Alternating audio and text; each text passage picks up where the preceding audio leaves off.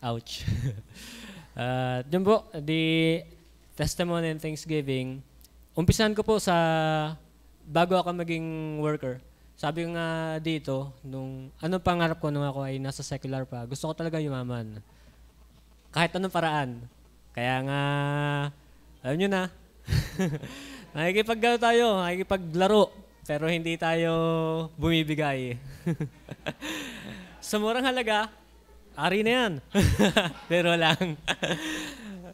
Kung ako naiintindihan nyo, di... ang akin lang ay, simula bata hanggang ako ay, ngayon, ako ay babad sa trabaho. Elementary, natuto akong maghanap buhay hanggang sa pinasok kong pagpapalengke. Pinasok ko rin pagtatakal ng asin sa amo kong bading. At talagang, kagustuhan kong magkapera. Hindi ko kinuha ang sahod ko noon kasi ayaw na kaming palisin. Ayun, bago ako maging worker, yun ang aking buhay. Ako ay na-orient na kailangan talaga ng pera dito sa lupa. Kaya ang pangarap ko talaga, gusto ko yumaman, gusto kong magkapera. Kita ko ang trabaho na aking mga magulang. Hindi madali, kita ko paano sila nangungutang, kita ko sila paano lang kami makasurvive sa loob na isang araw. Kaya nga, ako'y nag-decide mag-aral hanggang sa dumating yung point na ako'y nakapakinig din ng pangaral. Ako ay isa sa mga manlilibak din ng salita ng Panginoon. Ang Bible ay pandikit ko dati. Kung kayo nagsasaing gamit ang tungko, pandikit ko po yan dati. Tapos, isa din sa mga pangangantyaw sa mga nangangaral ay hindi ako vocal, pero sa isip ko ay minumura ko na mga nangangaral. Kasi parang mga init na init. Tapos ganito yung alam naman natin yun sa ating sarili noon. Tapos po, nung ako ay naabot naman ng salita ng Panginoon, doon naman ako nabiyayaan na magkaroon ng ibang pananaw, bakit nila ginagawa itong mga bagay na ito. Kaya nung ako ay naligtas, nagkaroon ako ng desires na yung uhaw talaga sa salita ng Panginoon. Gusto ko mag-aral talaga sa salita ng Panginoon. Sa engineering, ako nawalan ng drive.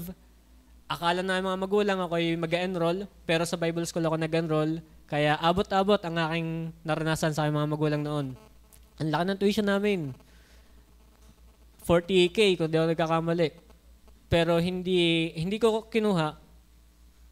Bagkos nag-enroll ako, nagpaalam may pastor, sa Bible school ako nag-enroll. Bakit? Gusto ko talaga matuto sa salita ng Panginoon. Nung ako ay nasa college, diretso ako sa library.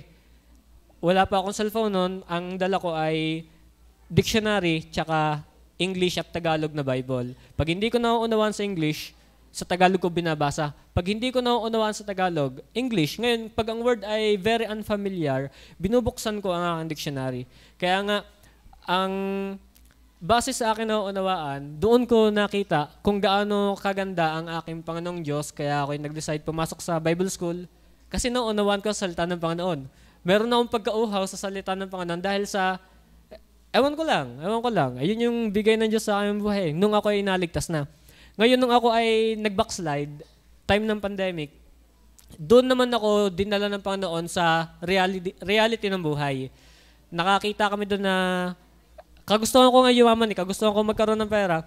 Pumasok din ako sa trabaho doon. Ako ay naging locator, ako ay naging yung tagahanap ng coordinates ng mga naghahanap ng lupa. X and Y lang, napakadali lang nun hindi nila alam yon pero pupunta ka lang doon sa Google Map, pipindutin mo lang, ito na yung X coordinate, ito na yung Y coordinate nun. Piyapras mo lang, hindi nila alam yun kasi matatanda. Hindi ko sinasabi kasi hindi ako magkaka-income pagka ganun. Kaya pinasok ko yun hanggang sa may napuntan kaming lugar na as in ang bahay ay yung kawayan, dagat, tapos kawayan ang paa. Tapos ang pader nila ay yung panlatag sa semento na kulay asul na parang trapal kung ano man. Yun ang kanilang pader at yun din ang kanilang bubong. Doon ko napag-unawa na akala ko kami mahirap na pero may mas mahirap pa pala sa amin.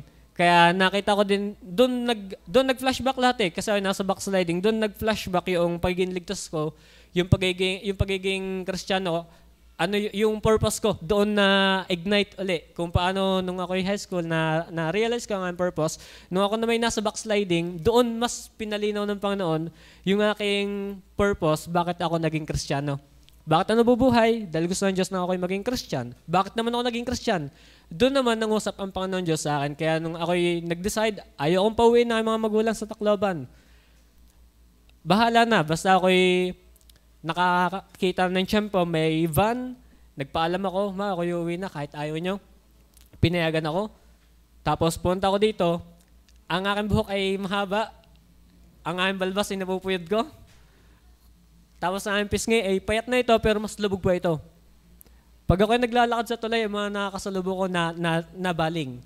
Mukha yata akong terorista kung hindi ako nagkakamali.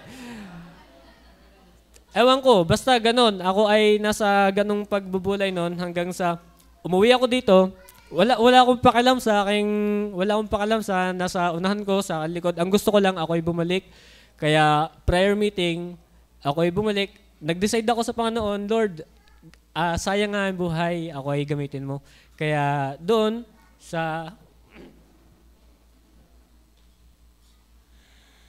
tagpong yon,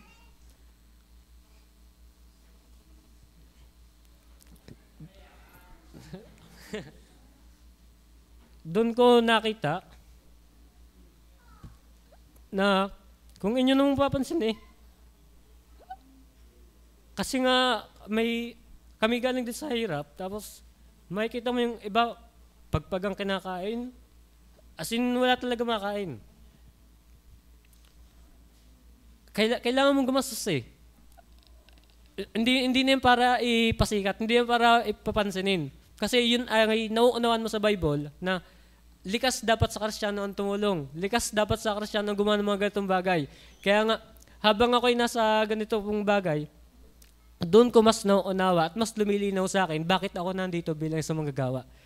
Hindi para magpasikat kung ano man, ayoko nga nang ako'y pinapansin, ayoko nga pinupuri. Gusto ko'y gumagawa lang ng tahimik. Ayoko nang ako'y kinakantsawan. Basta ayoko ng madaming kausap. Ang gusto ko lang, kumikilos lang ako. Pero kung ano ang ayaw ko, yun naman ang pinapagawa sa akin ng Panginoon ngayon. Yung magsalita sa harapan, ayaw ko na yan. Pero doon ako nilalagay ng Panginoon. Galit ako sa mga bata. Nanap ako ng mga bata dati. Pero bilang ako'y naligtas, ako'y naging worker, ewan ko, lapitin ako ng bata ngayon. Ako'y nanlilibak na mahihirap. Ngayon ako ay, hindi ko alam, may ganong puso na ibinigay sa akin ng Panginoon. Kaya, nung ako'y nandito na, ewan ko sa Diyos, bahala na ang Diyos sa aking buhay. Basta sa akin, malinaw sa akin, hindi ko ma-voice out. Ayokong maging magpahalata pa. Ito na yun. Basta sa kung ano ang sinabi ng Panginoon, ano nauunawaan ko, yun na yun para sa akin. Kung ayaw nyo, diwag. Hindi ko kayo pinipilit. Pero sa akin, malinaw ang pangungusap ng Panginoon. Ang sabi ng Bible ay ito, di ayun. Ang sabi ng Bible ay doon, di doon.